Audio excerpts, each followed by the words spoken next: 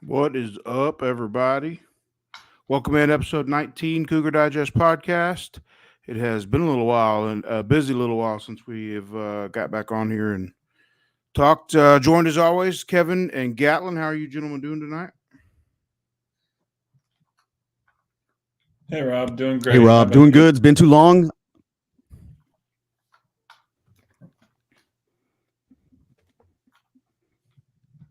All right, a little bit of a lag on my end, no telling.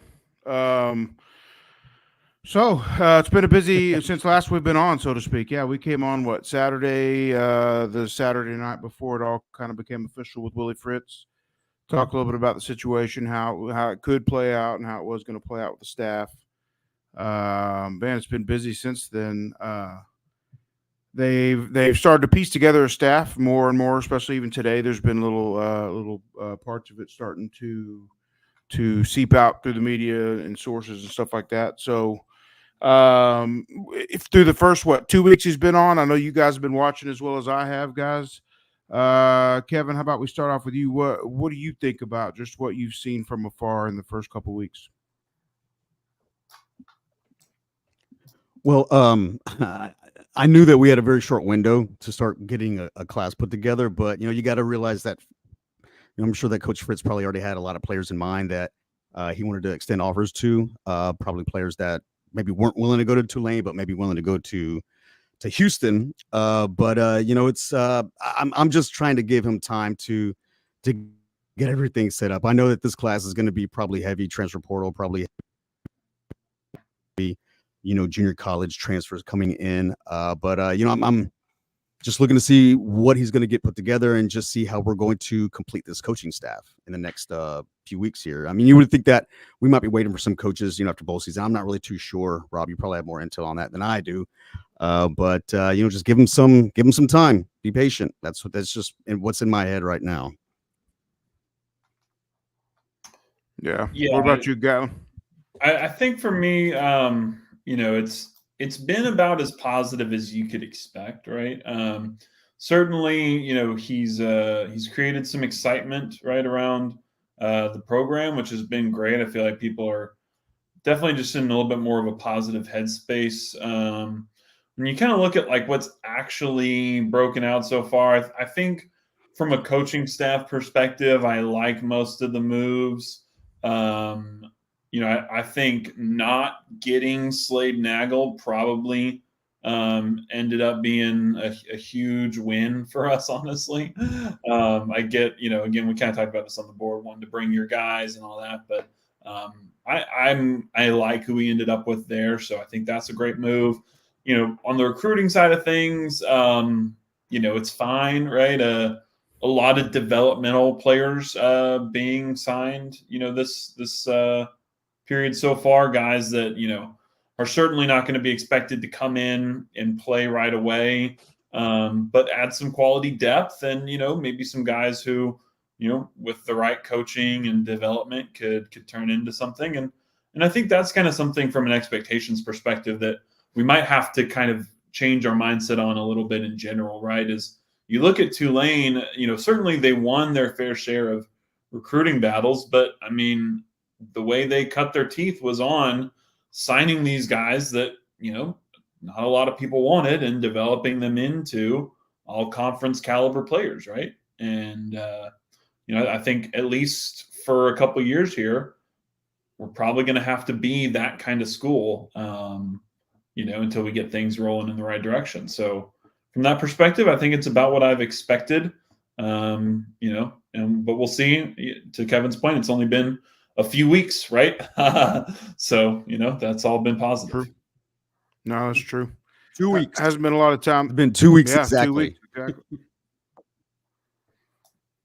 But I think they did a great job. And they hit the ground running. Willie Fritz obviously hit the ground running.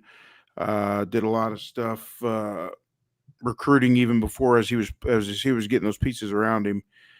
He made sure and kind of reached out already and made some stops along the way that were important to him. They obviously built and they started trickling some guys in, visits and this and that.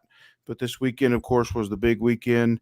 It doesn't look like the original commits were able to come back this weekend. I was communicating with Mo Williams a little bit, and they weren't sure if they were going to. They had the right to come back, but I don't know. You know what I mean? It was still working its way out. It doesn't look like it, but I mean, it doesn't change. They've all kind of cemented where they're at, and they're on board, so to speak, with the new staff. So that was one good thing that they did. They lost a few guys in there. I don't know yet quite fully who was mutual and who was, people maybe just choosing to reopen things on their own. But regardless, they had a ton of people in this weekend. Lots of commitments. I don't know how many we've had, to be honest with you. I haven't kept up with it, but I know because in my brain, there's still a few more coming. So I don't know where it's at. But Keith Cooper, obviously, just looking at the list in front of me, Keith Cooper is a guy they brought in. It was a Tulane guy from the transfer portal, obviously. He was one of those guys that got an increase on his transfer ranking from 247. So that's usually a pretty good sign that they're heading in the right direction. And I think that was one that a lot of people were excited about. Everett Rogers from Tulsa. I believe he is a 1-year guy, if I remember correctly. Looking at it, these guys start to run together a little bit. But Dakota White, obviously, he is a grad transfer, but he's a load on the inside, and he'll be very good for the guard depth in terms of them as they try to form this offensive line ahead of it and all that. Jeremiah Wilson, the kid from Syracuse, I don't know a ton about other than he was on board early, so he seems like he's big time and ready for it. And Corey Platt Jr. was obviously the first kid from Tulane that announced and then decided to come on over. And again, he too, he had a higher, or maybe that was one I was thinking of. He got a higher ranking in the transfer ranking. So significantly higher. Solid pickups. These all these all make sense. Darius Washington is a defensive lineman from Lake Ridge. Composite, 88 high 3-star. DeMarcus Johnson, another kid locally here, Fort Bend Marshall, as always.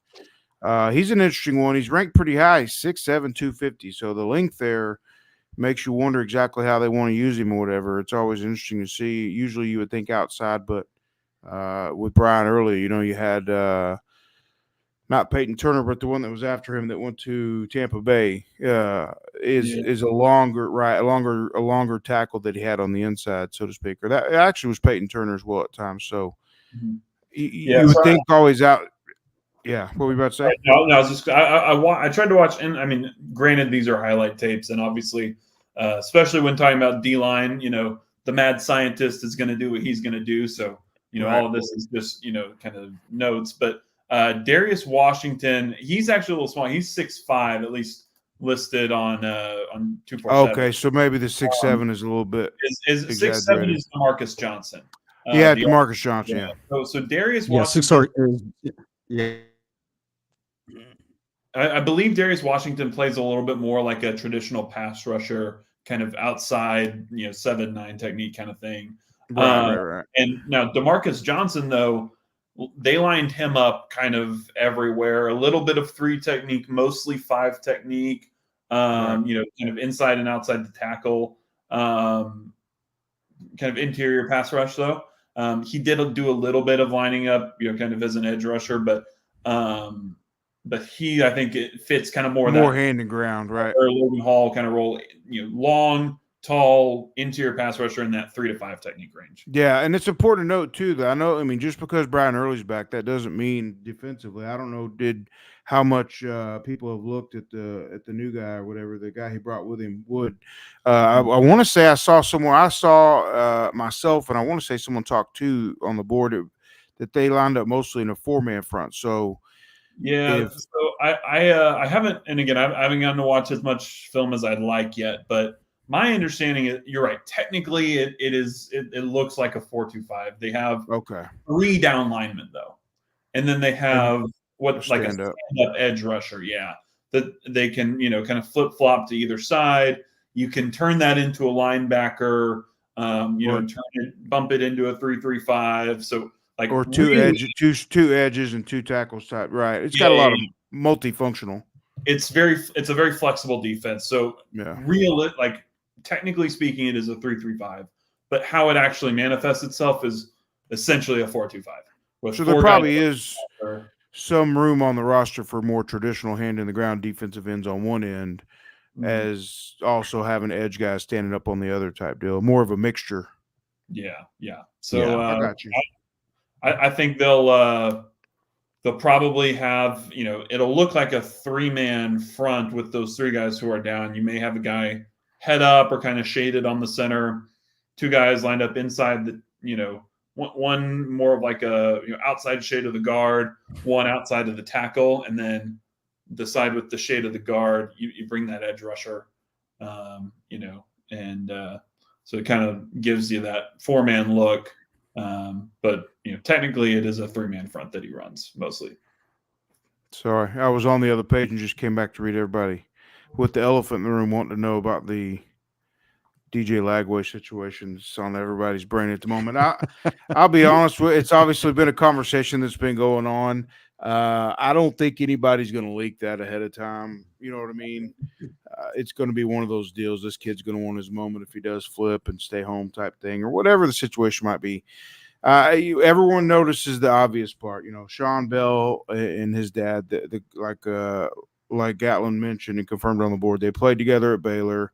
They have an obvious relationship from way back, and that would make sense on that end. You know what I mean? In terms of if they were going to bring a guy in like that, then he would want to feel comfortable with who the quarterback coach was going to be in that situation. And it's interesting, you know what I mean? Like being a quarterback coach versus being the OC, a lot of times you see those overlap, but it doesn't have to overlap. You know what I mean? You could just have an OC doing what he does, and you could specifically have a coach for the quarterbacks. That probably means somewhere along the way they'll double up. You know what I mean? In another one of the lots, either they'll have a one D-line coach or just a DB coach in general instead of corners and safeties. You know what I mean? It's flexible. So in terms of is there any real chance, it's one of those deals. I believe it when I see it. I see the fact that it makes sense. I get that. It's going to keep coming back to me, especially in light of a lot of conversations I've had lately. The NIL money. I can't even fathom what a player like that's asking for at this point. But to be fair,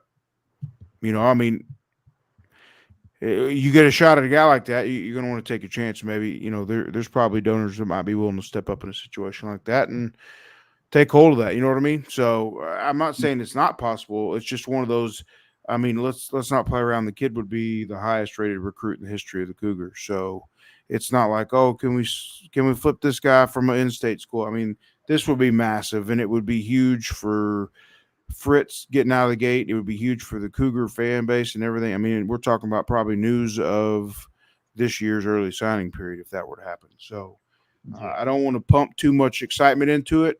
I think it's intriguing that they bring Sean Bell on, knowing that there's that relationship there, and that's what had Baylor even in it this long probably.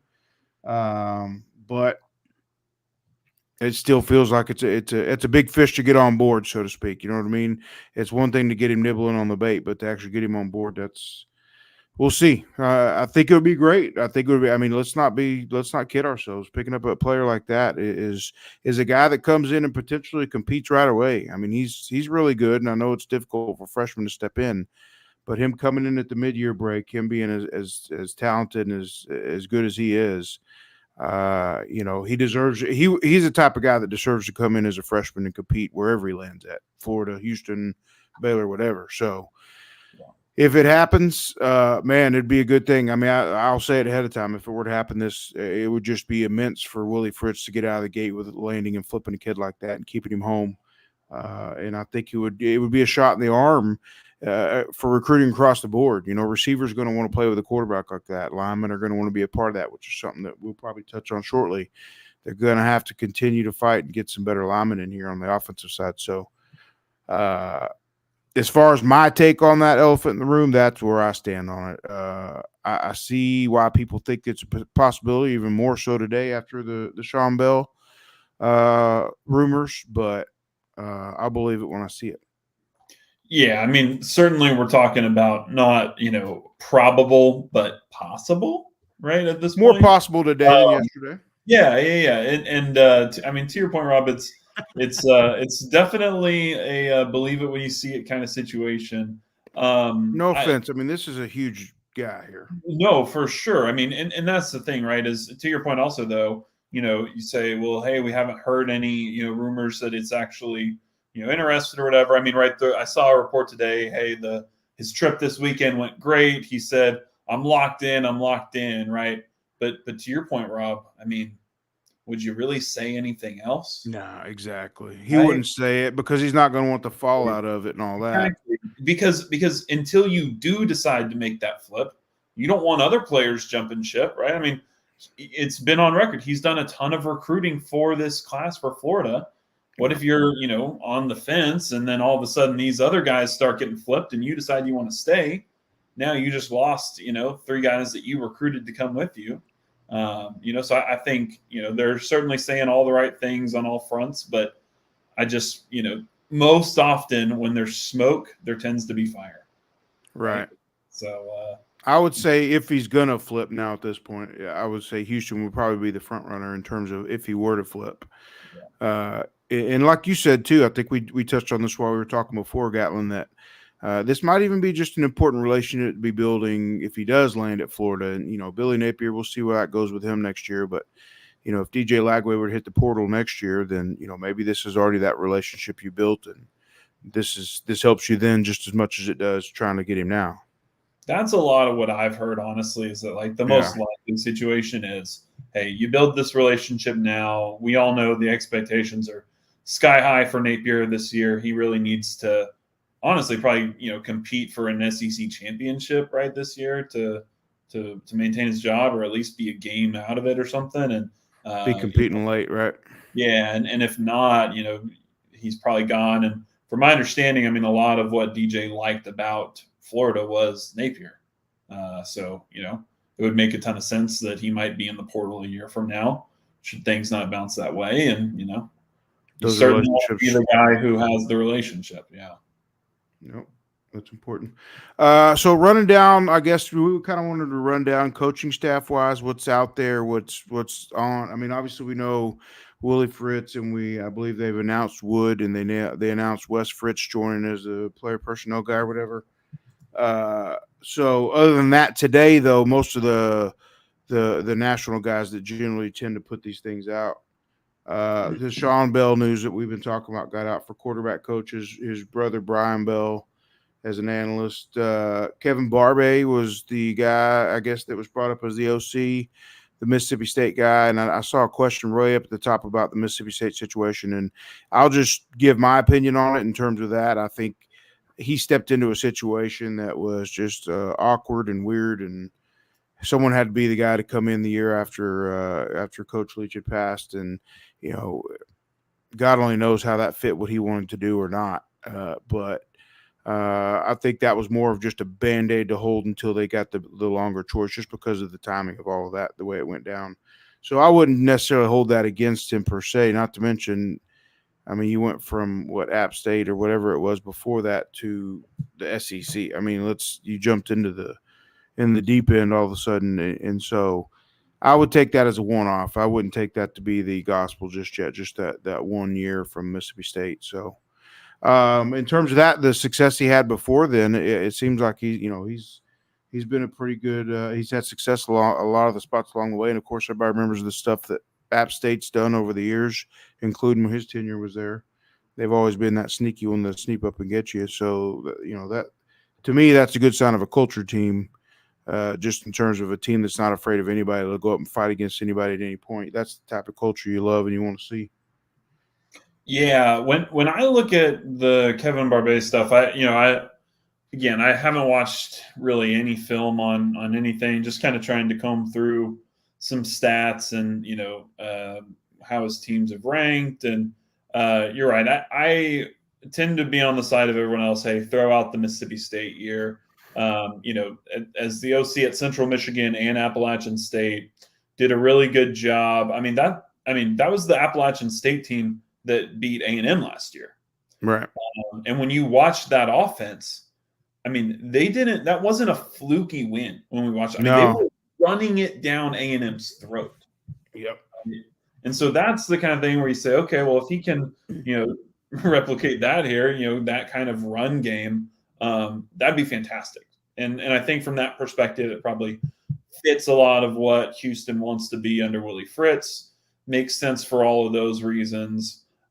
Something else to note, I mean, he's a Texas guy. He was born in Nederland, played quarterback at Grambling State, GA'd at Baylor, coached at A&M Commerce, North Texas, Lamar, Stephen F. Austin, right? So he's been in the area. Yeah. Yeah, and also something to note here, has a history in player personnel and recruitment. So he was actually the director of player personnel at Colorado State and director of player development at Florida for 3 years. So from a kind of when we start talking about recruiting, having those ties to Texas, like I think for a lot of reasons, the hire makes a ton of sense. So, maybe at some point this offseason, we can do a deeper dive into him and we can, pull up some film. Right. Exactly. Yeah. I was thinking the same thing. But on just kind of the face of it, I like the hire. I think it's a good move. Yeah.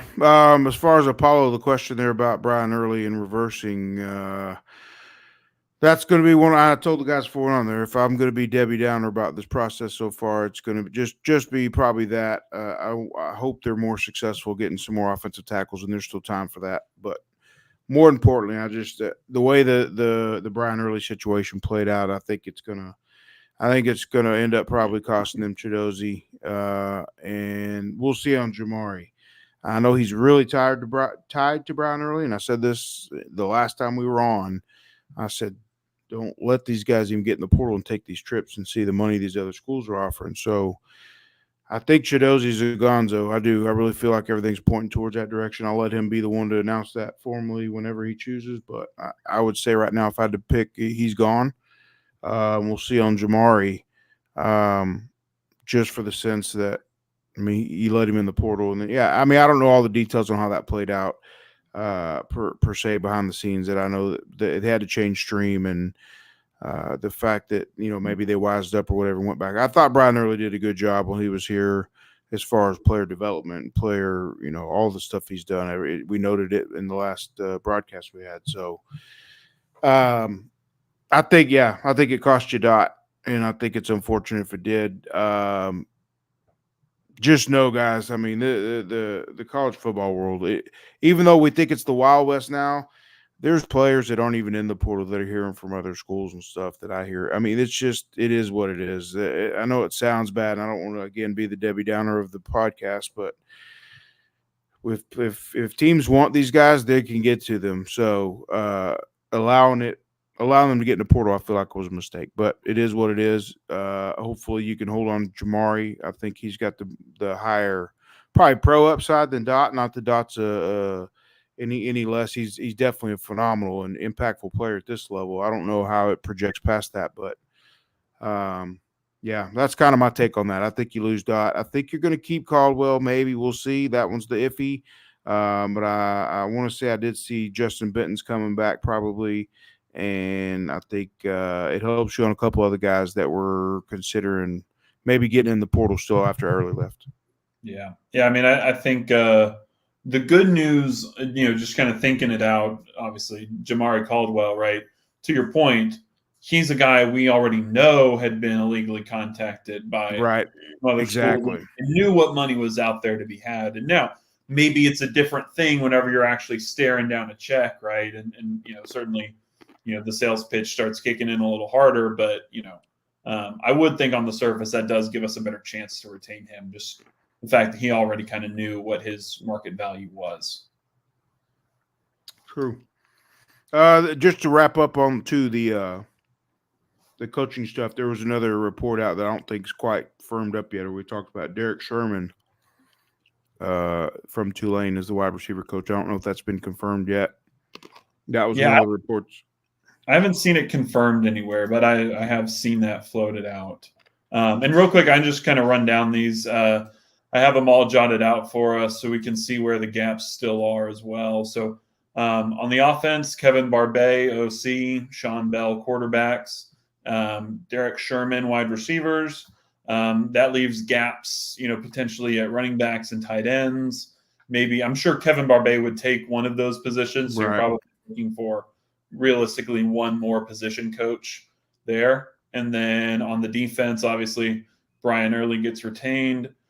James Ross III was the linebackers coach. There you go. Coming with him there.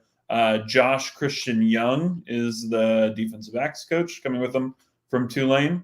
Although I don't believe that was quite his role at Tulane. I'd have to look on that. But and then Sheil Wood as the defensive coordinator. Right. Interestingly, I mean, I don't know. Maybe they break it up where one of those guys takes cornerbacks and one of them takes safeties. That's probably how they would handle that with Christian Young and Sheil Wood. So again, realistically, we're probably looking for one more position coach would be my guess. And maybe special teams as well, right? Right. Yes, Kevin brought this up. Special teams, yeah. I don't think we've seen anything there. And then Kurt Hester, strength and conditioning coach. Which I've heard. I mean, just the scuttlebutt on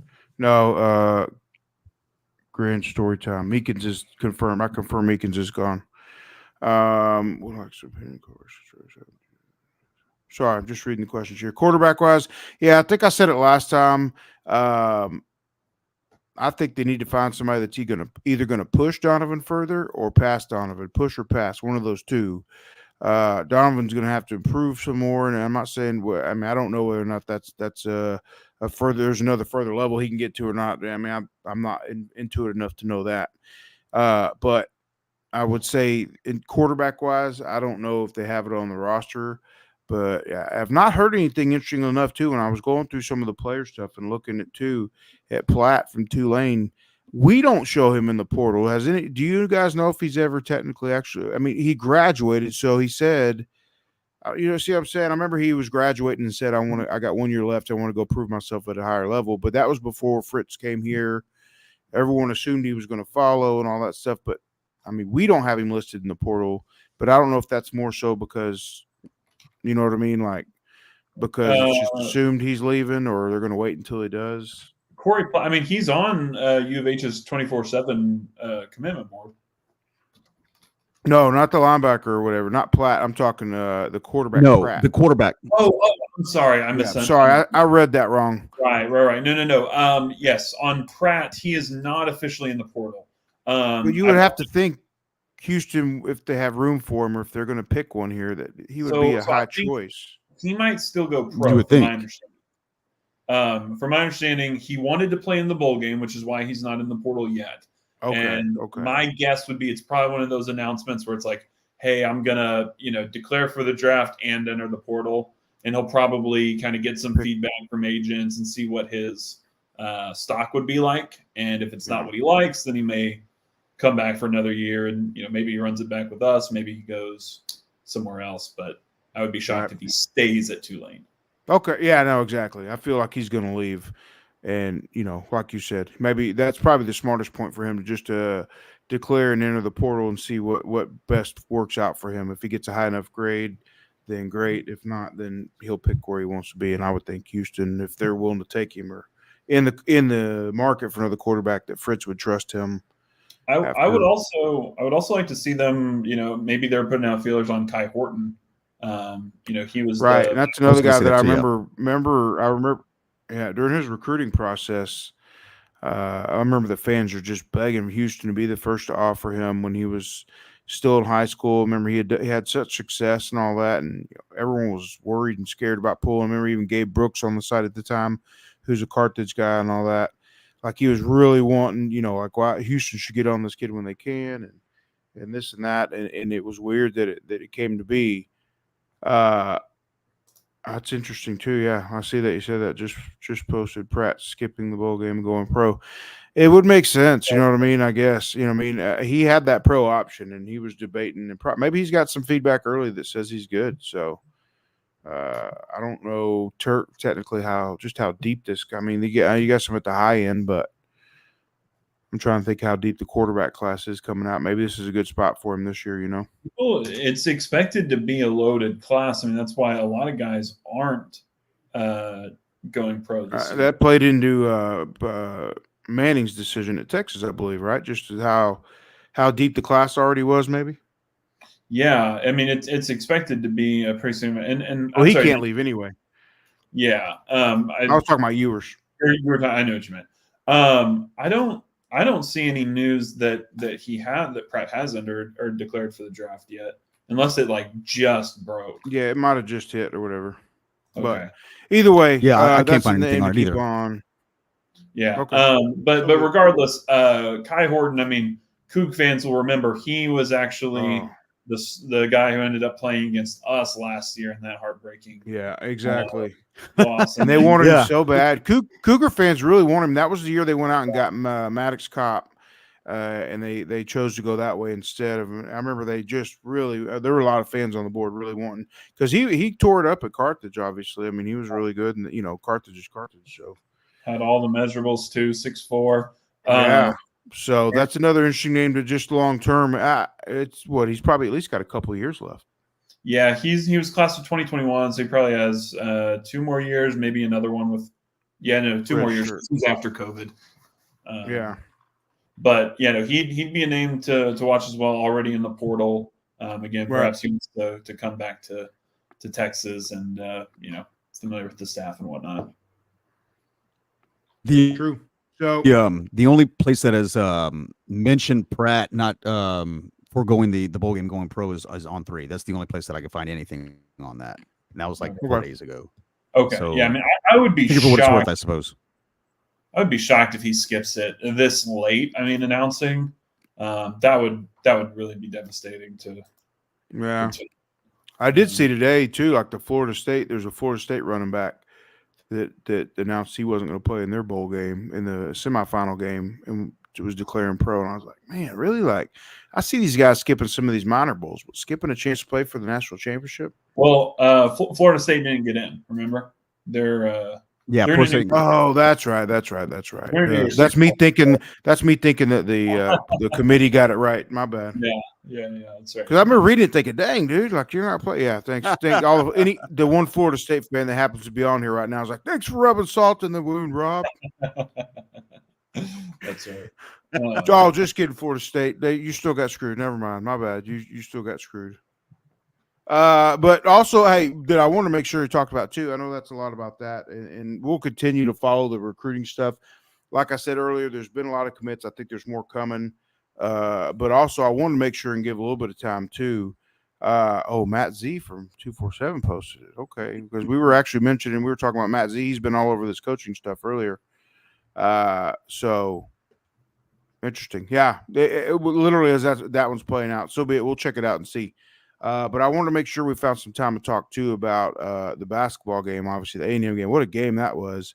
I mean, from the twists, the turns, the leads on either side, and then you felt like Houston had kind of put things away, and A&M just wouldn't go away. And they're a difficult team, probably not the best team that they will face all year, but maybe the best lone player that they'll face, at least until they get into guys like Kansas and stuff like that down the road. But thus far in the season, I felt like A&M, it turned out to be a heck of a game. They wouldn't go away, and yet again, somehow the free throws came through on this one, which I know has been a bit of an Achilles heel for the team early on. The one bad news that came out of obviously Terrence Arsenault tearing his Achilles. I had a bad suspicion when that played out the way it did, and he immediately turned and started hopping to the bench. It felt like to me like that wasn't a roll or something like that, a roll of an ankle. It seemed more like he knew or felt something pop type thing. He went direct, didn't even try to stay on the court. He directly got up and started hopping off. So I didn't like the way it looked, and unfortunately, Coach Sampson confirmed that afterwards. He tore his Achilles. So, as they'll say, minor setback for a major comeback. I know that's one of the popular phrases, but he's got a bright future ahead of him. It stinks, and they'll move on and try to, shore things up around where he would have been. Yeah, I mean, it's obviously a tough loss. I mean, for a lot of reasons, you just hate to see the kid so talented, have to deal with something like that. So certainly thoughts and prayers to him. But, he was, I think, a really unsung hero of this team when you look at just the flexibility that he provided defensively. I think in spurts you saw flashes offensively, was doing a really solid job rebounding, being that fourth big. That kind of puts Houston in a bad spot going forward, what they're going to do there. But also just something I noticed, I'm not too concerned about how we kind of fell apart there, to be honest with you. I didn't get to watch the game as closely as I would have liked. My in-laws were in town. But watching it, when I could, when I don't know if they did this strictly in the second half or if he was guarding the whole game, but I noticed Solomon Washington got moved on to Jamal Shed defensively. And that, assuming that was a kind of halftime adjustment, what it really kind of gummed up was Jamal Shed could no longer get to the rim. The defense wasn't having to collapse. And that was, kind of making us take some tougher shots. I mean, don't get me wrong. Certainly, LJ Cryer had a lot of good looks that he missed. And, just kind of in general, we had, JVA Francis around the rim, so many opportunities that we just kind of couldn't put the ball in the basket. But that's going to happen, right? I think in general, what I saw from the team against a good team that rebounds really well and kind of gave Houston a little bit of their own medicine. Hey, look, we're not in the American anymore, right? Games are going to be tough, and Houston found a way to win.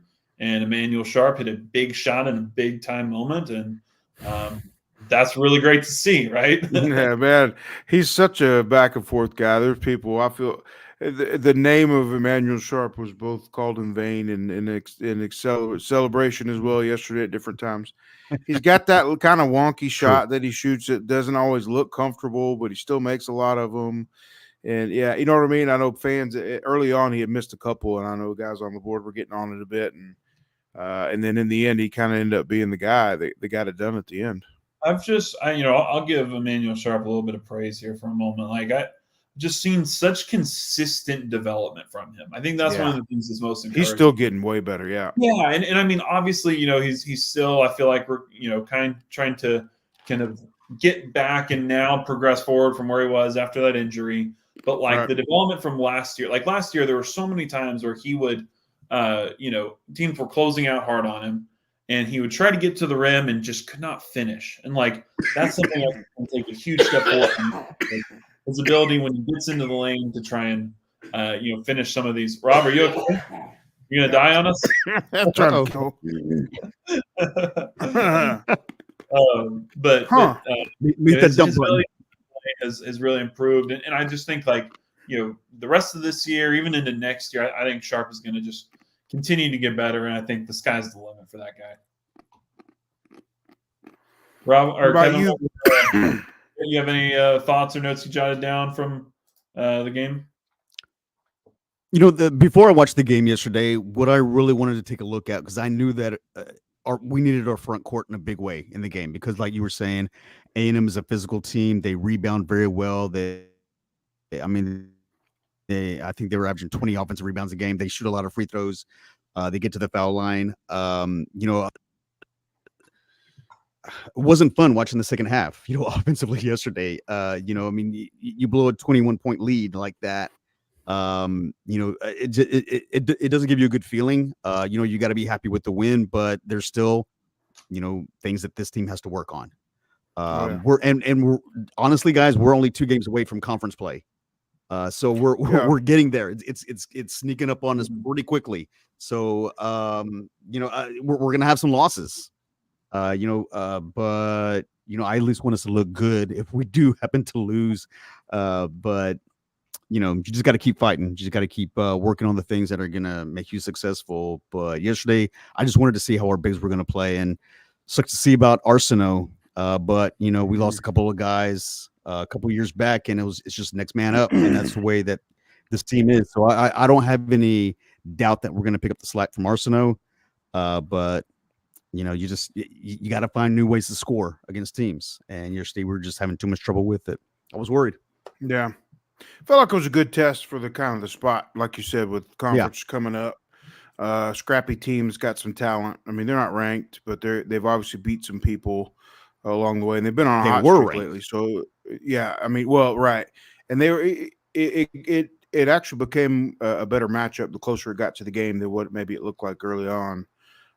So A&M's going to win some games this year, and they're going to shock some people. But one of the things too I keep waiting for and keep watching is JoJo Tugler. I feel like some point he's got to be, like Coach Hampson said several times before, the leaps and bounds growth wise that he's making by being on the floor this year. He's going to make some mistakes in this and that, but I feel like somewhere along the way this year he's going to have a game where he kind of starts showing flashes of what he's going to be, and he's going to have an opportunity where they're going to need him to step up and do some things defensively and offensively. And I think before the end of the year we're going to see that from him, at least a couple flashes. Where you're going to start. People are going to be like, yeah, now, and I'll wait till he gets back next year in the second season and watch where he's at. So I think that's still coming from him, and that's a good thing. I think a lot of Houston fans are waiting for. I was thinking that yesterday when I was watching the game. At some point this year, I think Tugler he's going to pass up Francis in the starting lineup. I think it's going to happen. Love Francis' game from a defensive standpoint, from a blocking shots, rebounds, things like that.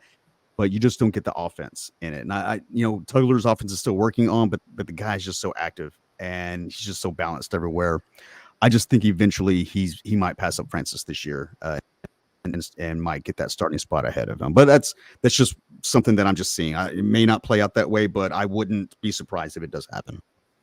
Yeah, no, I mean it's one of those situations, right? And it's hard, right? Where you have a kid who is young, clearly more talented, right? I don't think a lot of people would debate JoJo Tugler is more talented than Javier Francis, but he just makes a lot of dumb freshman mistakes, and you saw it a couple times. It's gonna happen. In a big game, right? He had some of those yesterday, and you're right. It is going to happen, but I mean, Kelvin Sampson is certainly one of those guys who, if you give him the opportunity to not play a freshman who's going to make those dumb mistakes, he's probably going to take it until those dumb mistakes remove themselves, right? I mean, even last year with Jarris Walker, you saw Kelvin talk about it where, hey, look, this guy is so supremely talented. We have to play him, but he's a freshman and he's going to make freshman mistakes, right? And so, it'll just be interesting to see how far can Tugler come between the years, between now and the end of the year, is he able to warrant, Kelvin making that switch? Because I don't think it's a question of ability or talent. Right. And so Houston, obviously coming off that, stays undefeated. They've got, just looking at the schedule, Texas State coming up here right before Christmas still. Next. 21st, and then New Year's Eve. Yeah, one more game after that, Yeah. and then it's conference play. Yeah. On the 30th, and then, the open conference play with West Virginia. First big ones start coming up. At least they have a little bit of a break-in period. They go all the way. You know what I mean? Yeah. You go. Yeah, West Virginia, TCU, Iowa State, I think, after that. Texas Tech, I don't know can't where they're remember at this year. afterwards. Right, Yeah. exactly. Yeah. Texas Tech, Central Florida, BYU, K-State, and then at Texas and at Kansas back-to-back. How'd that happen? Good Lord. Man, thanks guys for breaking this Life in the Big 12. Good grief, back-to-back Texas and Kansas, huh? Sweet. Listen, it's only going to get worse next year. You lose Texas, but you pull in Arizona. I know, dude. Good grief. Row, At least that's been fun. As much as we all begged and wanted for Houston A to get to the Big 12 and B to just for conference realignment to change things up a bit, and man, it's going to be such a different league on all of football and basketball, obviously at front and foremost. But yeah, the teams leaving and coming in with Colorado and Arizona State. It's going to change 2 or 3 years from now. It looks completely different than it does even now. So yeah, I mean, there's some rumors that the ACC is closer and closer to falling apart, and maybe God only knows. Guys in, and this thing just keeps on growing. Yeah, good point out by Grands again there, talking about Francis, and JoJo did it as well when he got the turnover and he was down the other end of the floor and they threw it to him. He just jumped up and laid it in. And Big E's always telling these guys to be to dunk it. Big E, he's like, man, that's guaranteed. Get up there and stuff it. You know what I mean? Like, don't even take the chance. So every now and then, I don't usually get to hear Big E and listen to him. He's interesting because just the amount of history and knowledge that he has, whatever. But him and Jeremy Branham do a good job. I don't always get a chance to listen to them, but at times when I do, I enjoy hearing Big E when he tries to talk to these guys. It's hilarious. He's such a man. Talk about the wealth of knowledge and having him on Houston's side, just in general, for these players to be around.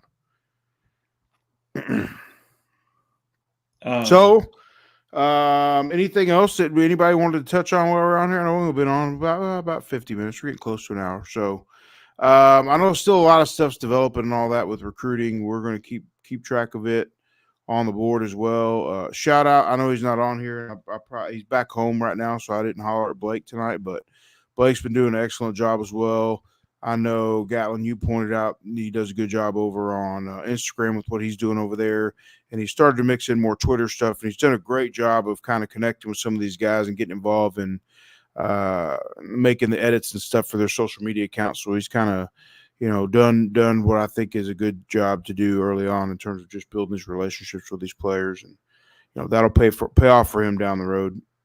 Yeah. Anyone looking for kind of like a summary of all the information that's leaking out here, you can go follow him, Cougs Coverage, on Instagram and Twitter. He does a good job just consolidating all the news that's breaking into a single account. So go give him a follow.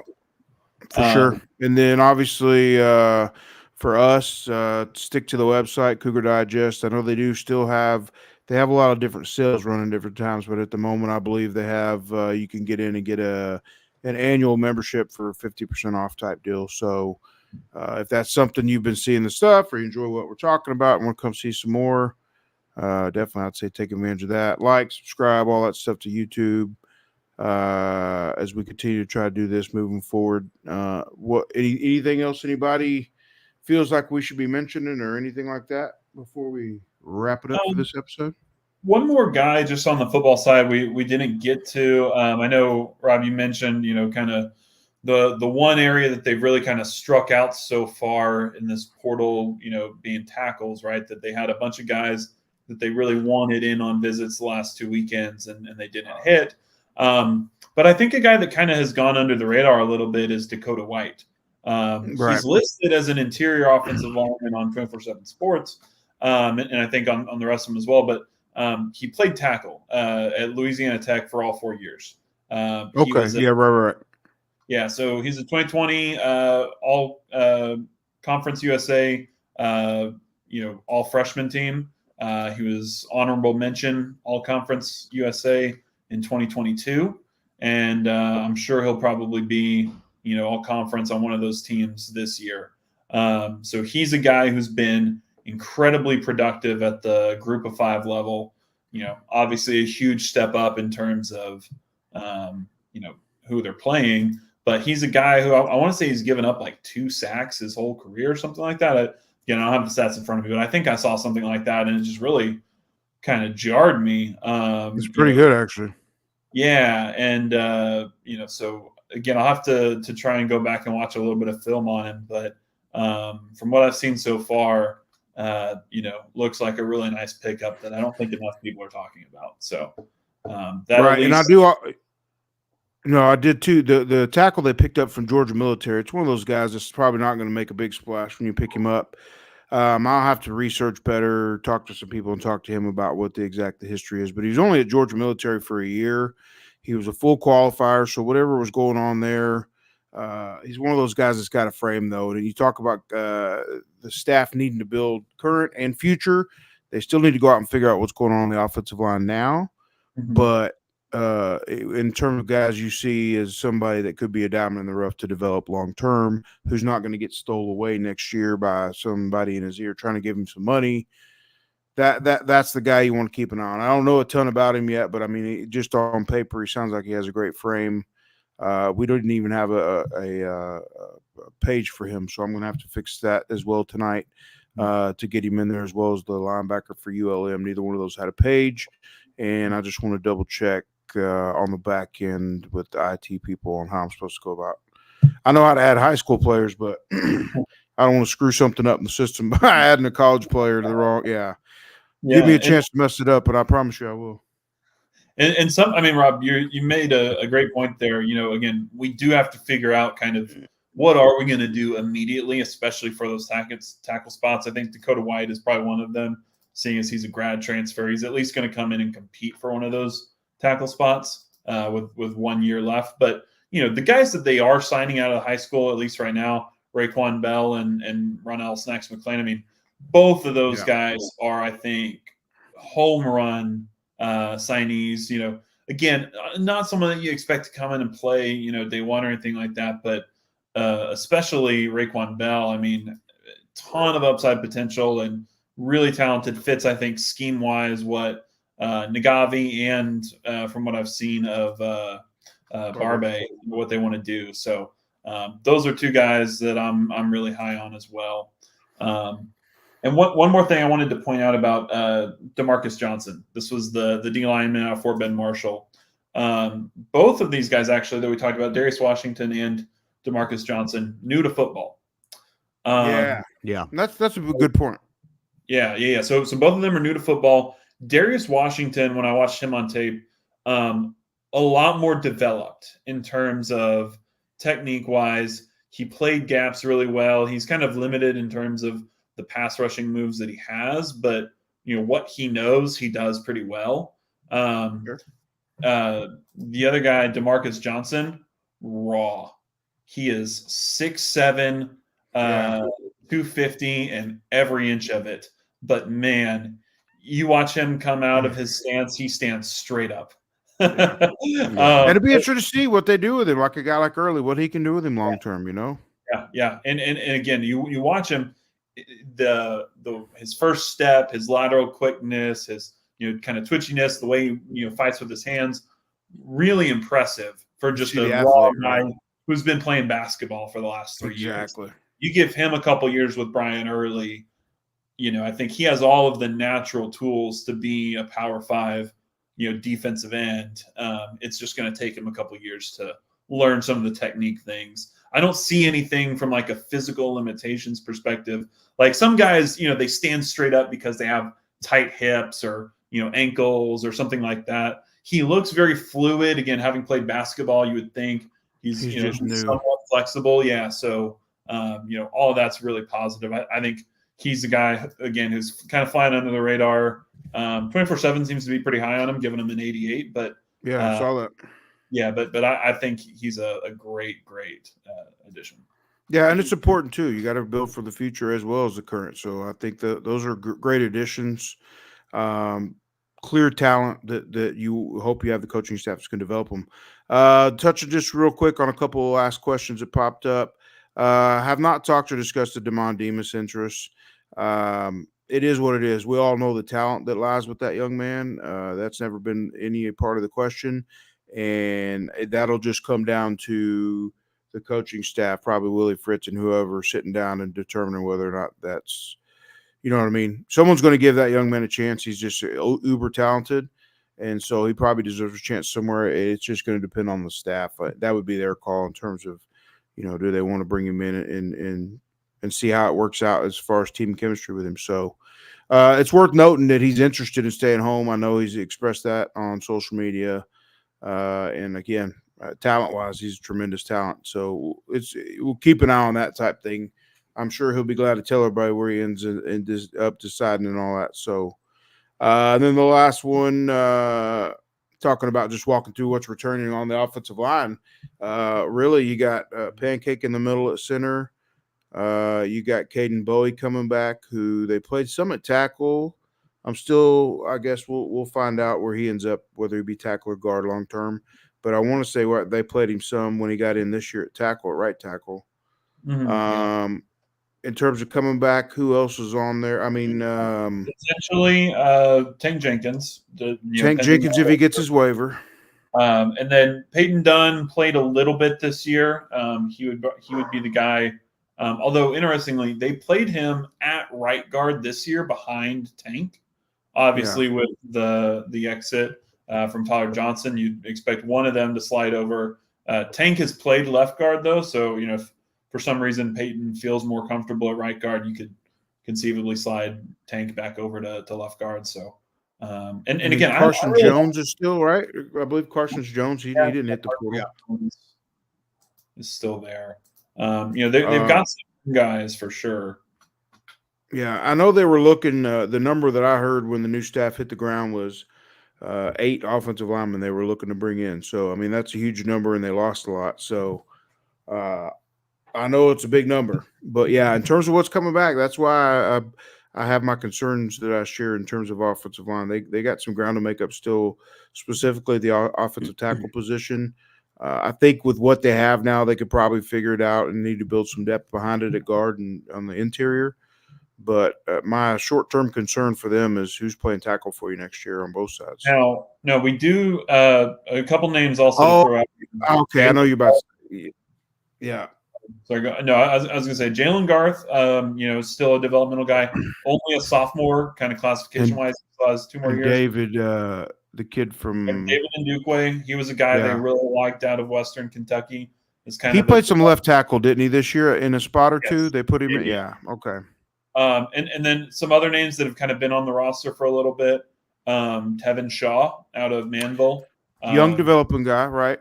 Yep. And then another one, Shamar Habdi Lee, still has another year of eligibility. Oh, that's right.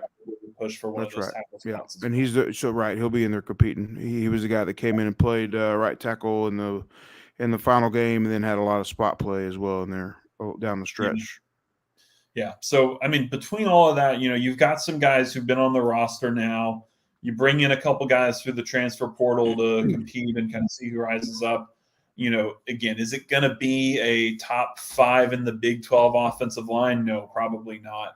But I think they can do some things schematically, especially given the staff that they brought in. And I really do trust, Nagavi. I think, he could kind of be our Brian Early for the offense, just in terms of like the way he teaches technique to guys. Developing guys. I think he has that ability in him, and I really respect him and think that he's a quality coach. So we'll see what ends up happening, but I would certainly not be as concerned, as I might otherwise be having him in there coaching these guys up. Yep. As far as MHP pilot, I saw him at the basketball game last weekend. Maybe he was there. Just chatted with him, and he seems like he's good. I know he came out since then, said he's not going anywhere. I don't think if he is injured or had anything lingering, he'll be ready for spring ball. So it'll be interesting to see what Yeah. another year of development with him and what the new staff does with him. He obviously is a very talented athlete, and I think probably this year should be a year where you start seeing him potentially push his way into more playing time in some respect. So it was good to see that he was sticking, because he obviously is a guy that, came in under the last staff, has a lot of talent, probably would have people in his ear if he would have chose to hit the portal. So Jonah Wilson, I don't think anything was up with him. He saw more and more time along the way down the stretch. Yeah, they're just young guys. I know they were trying to redshirt them, and they had some, like, I think Danny even said it was like, growing pains, like literally. Yeah, he was talking about Jonah Wilson. Yeah, that he had joint pains or whatever, like he had grown too fat. Yeah, but yeah. He came on down the stretch, got some more time, caught his first touchdown, all that good stuff. Yeah, but if you recall, I think like he actually didn't dress out that next game because that was the week or whatever he said. Yeah, that he had growing pains or whatever. Yeah. So. But yeah, Belk to USC. I think that's probably a great landing spot for Belk as far as a DB coach. If he does a good job over there, coaches him up, has some good players that he can work and develop with, and proves himself there, he'll get another opportunity somewhere else. He's a young coach, and he has some positive things. I know people didn't like the way he did over here, and I understand why. I get that, but I think he still has some positive things in his future for sure. Yeah. So, I believe that does wrap us up. Anybody got anything else before we pull the ripcord for this one? Yeah. What? One last thing. Just a big shout out to Case Keenum. Got it done today. Yeah, that's right. I actually got to watch some of that today. I was it was good. It was interesting to see, man. I tell you what, they made it work and they got, not only are they short of people, but Tennessee, man, it felt like they had guys going down every other play. Yeah, I think we all know we hated the fact we saw their Oilers jerseys, and that jinxed them, I hope. Yeah. I think I kept thinking it looks like our throwback jerseys. Exactly. Sorry. that Texas. I was just gonna say that Texans team is a great reminder, man, that like, what can look like a really untalented roster with a little bit of coaching and discipline can go win some football games really quickly. Very true. But yeah, that was an entertaining game, man. I felt good for, seeing Case do that and all that, and God knows what's his future holds. But he's not going to be a coach. He's not going to be a player forever. I'm sure he's probably getting towards the end of what his pro career is going to be. But it was kind of cool to see that little moment. He's been a part of some cool moments in his pro career, even though he's not been an extended starter anywhere. He's still been a part of some cool moments. Definitely. So yeah. All right. Well, other than that, you guys stay close to the site. I would hope we probably come back a little bit quicker this time than we did last time with this. There's more basketball coming, although there's the holidays coming too. So, yeah, if you guys don't end up seeing us again before Christmas, then, yeah, your dogs are barking. If you don't see us again before Christmas, then, Merry Christmas to all you folks and all that good stuff. But I'm sure we'll be back. Christmas is still a week away. I would imagine. Rob, we should do a show Wednesday. Oh, that's right. We're going to work on doing Wednesday, Thursday type deal, and I'll work on lining up some of these signees too and get them on there. So check out for the show. I'm glad you mentioned that, Kevin. So keep an eye out, and we'll announce the time later, whether it be Wednesday, Thursday, or whatever. But I'm going to work on getting some of these early signees on the show as well. We'll go live and bring them in, ask some questions and this and that and get their thoughts. They'll have better insight early on from some of the staff they've met that we haven't had a chance to meet yet. So, yeah, we'll get a few of those guys on the end of the week. Yeah, we'll do that, and it'll be kind of like an early signing day show. Maybe we'll have some surprises to see. That's what we're hoping for. Yeah, we'll see. But for sure, I'll work. Big surprises. Right. I'll work in the next couple of days to get a few of these guys lined up. But other than that, maybe we'll be a part of it. We'll figure out. Maybe it'll be a big surprise when we're on here. So appreciate everybody for listening. Y'all feel free to like, subscribe, share, pass the word along, all that good stuff. And we will see you guys next time, later this week. All right. See you guys.